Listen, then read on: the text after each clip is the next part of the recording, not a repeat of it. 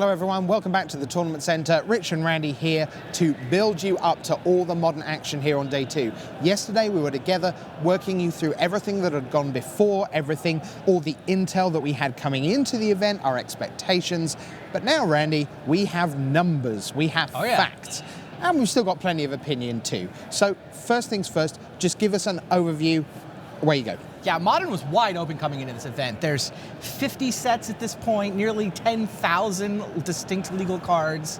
You know, we had 23 different decks top 8 at Grand Prix over the course of the last year, 2 bannings, and then a horde of Eldrazi invading the format in Oath of the Gatewatch. So that was kind of the scene coming in. Now we get to look at the numbers though. Day 1 metagame, both interesting and expected. If you look at the numbers, the top couple decks on the day 1 metagame, kind of the things people expected to see. That was... Let's take a look. Yeah, let's take a look. So we have Affinity. Affinity. And we have Burn, and they're tied. Actually flat tied, most played decks. Only 13% of the field. Modern is not the kind of field where you're going to see 15, 20% of the metagame all settle on one deck. Affinity and Burn tied for first. Next down, Infect, which was widely expected. And I don't know that people had Eldrazi tied for third, but there it is.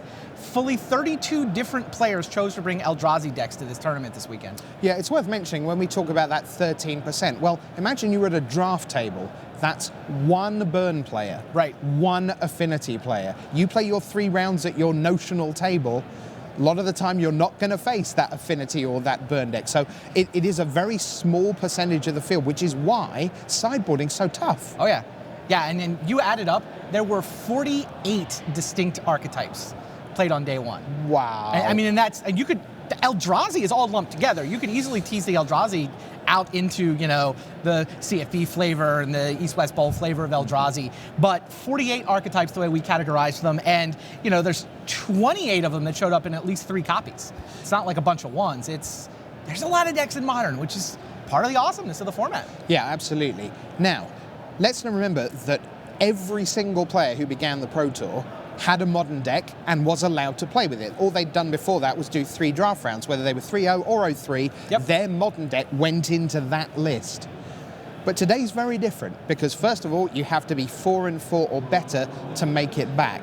So why don't we move on and take a look at what's left standing, what's no longer in the rucksack back at the hotel, what's still playing. Why don't we take a look at the day 2 metagame here at Pro Tour Oath of the Gatewatch. The top is not, at first glance, it doesn't change all that much. Affinity 1, Burn 2, Eldrazi 3, Infect 4, but look at that right-hand column. That is the percentage of players who chose to run that deck that made it to day 2. So what you actually see is, okay, Affinity was kind of on par. You know, 62% of players got through to day 2. That's 244 players from our starting field of 391. So you want to be over 60% or else you lost ground. Burn was apparently just a bad call. Burn players did not advance as much as they should, but oh my God, look at Eldrazi.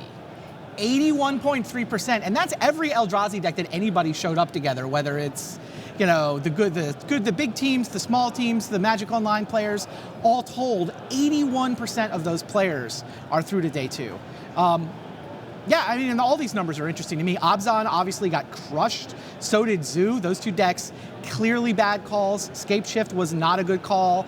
Tron kind of on par. If you go down the list, we've still got 39 distinct archetypes on day 2. Okay. So there's some, if you go down, like Through the Breach actually went 5 for 5, which is kind of interesting. Oh, right. And Grishelbrand, which is a very similar sort of a deck, went 4 for 5. So kind of 90% for, you know, Goryo's Vengeance style decks. And can I just take this opportunity to say how utterly thrilled we all are, oh yes, that the Extra Turns deck made it into day 2. 1 for 1, 100%. Right, yes. We'll see you at the end of each and every round. So, I mean, the final story for this Pro Tour is still to be written, right? We got to see these rounds, we got to see what gets it tomorrow. At this point, though, it's got to be all about the Eldrazi deck. Okay. That is by far the most interesting thing. Brand new deck, barely existed before, but now it's crushing the field. These are the core cards that all of those Eldrazi decks seem to have in common. Everybody has Ivug and Eldrazi Temple. Those are your, 2-mana lands, you kind of call them. I mean, throw an Orborg in play, and Ivug taps for 3 mana, sort of.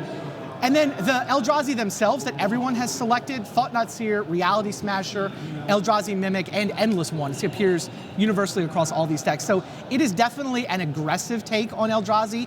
It is Mimic into Thought-Knot and Reality Smasher. It's not the Path to Exile, Relic of Progenitus, Wasteland Strangler. I don't see any Wasteland Stranglers in these decks. It's not the version that was on Mitgo before Oath came out. It's this version. I think also it's worth saying that, let's be honest, if we had Thought-Knot Seer being played in Modern, we might call this an Eldrazi deck. But you've just raked along the line and gone Eldrazi here, Eldrazi there, Eldrazi there, Eldrazi there. We haven't even bothered talking about things like Eldrazi Skyspawner and Vile Aggregate, which are being played in Modern. Well, let's talk about those. Okay. I mean, to my mind, there's two big teams that have sort of interestingly similar, but also interestingly distinct takes on this Eldrazi deck. Channel Fireball has a very good version of the deck. East-West Bowl has a very good version of the deck. And then also, you got to give props to Frank Lepore, who with a very sort of Mitgo crowdsourced version of the deck is also doing quite well, maybe a third distinct flavor there. So what about this Channel Fireball version? What's going on with these cards here? The headline is main deck Chalice of the Void. And not just main deck Chalice of the Void, but main deck Simian Spirit Guide in order to get Chalice for 1 onto the table on turn 1.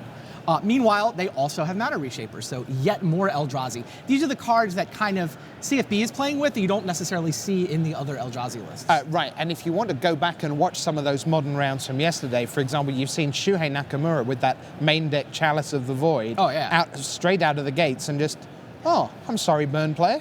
That looks a bit unfortunate for you. Yeah, my experience at the end of yesterday alternated between when I was talking to CFB or face-to-face games, to be clear. This is very much a face-to-face games deck. Jacob Wilson had the initial shell. Sam Pardee did a lot of the work on it. But, guys like Louis Scott Vargas are like, I haven't felt like I had this good a deck since Callblade in Paris. Right? This is one of the best decks these guys have ever played at the Pro Tour. Then I would talk to people from other teams, and Gabriel Nassif is kicking himself. He's like, why didn't I try to figure out how to play this? The people are like, why didn't I put Chalice of the Void in the main deck? That's brilliant. Chalice is so good. I think one of the biggest surprises of yesterday, there is a screenshot from an overhead camera which shows a Drowner, this is in the Modern rounds, a Drowner of Hope in the graveyard, and then 3 Drowner of Hopes in play. I'm sorry, who needed 4 Drowner of Hopes? Look, Team East-West Bowl. Amazing. Let's talk about their version. Let's take a look. East-West Bowl then has Drowner of Hope. What an amazing draft deck this is. Yeah, look at this. Drowner of Hope, Eldrazi Obligator, the Sky Spawner, the Vile Aggregate, the Ruination Guide. This is what they're doing with that same core, but they take it off in a direction where, where CFB is a little more like disruption and messing with the opponent. They've maxed out on 3 mana cards. Because think about Eye of Ugin is -2 for any colorless spell. So, you get to the point in the game, turn 2, you can throw out this 3-drop, this 3-drop, and Eldrazi Sky Spawner, they know it's a little weak. It turns out it's really good in the Infect matchup. We did see Infect put up a very high advancement percentage as well. Think of that as anti-Infect tech. It starts to feel a little bit better. And it's not like they're maxed out on Ruination Guides, but a couple are nice. Vile Aggregate can bounce. And you know who Eldrazi Obligator is really, really, really good against? The Mirror.